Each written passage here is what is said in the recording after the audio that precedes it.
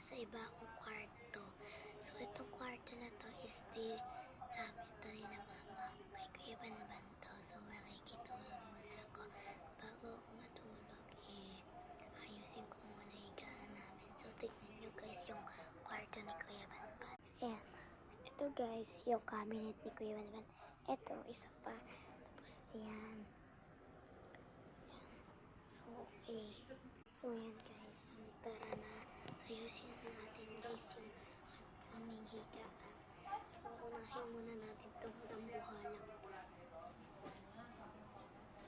Guys, panoorin nyo ako kung paano ako mag-ayos. So, magpapagpag muna tayo. Alikabok kasi. So, yan.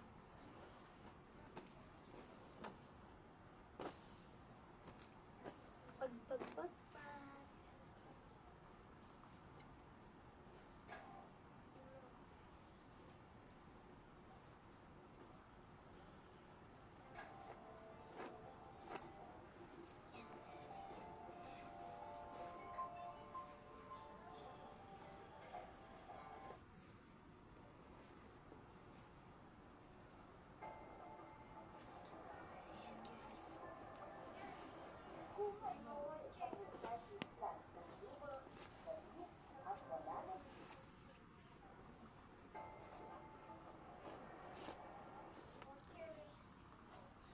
So, okay na tayo guys. So, tignan nyo kung paano ako nag-ayos.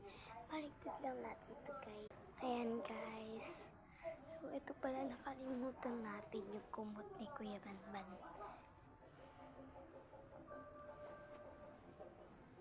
Ay, wag na natin guys pakilman. Para mali na siya magalit. Baka magalit eh. Ayan. So, yan. Ayan na guys yung aking higaan. Ito kay Kuya Banban. So, yan.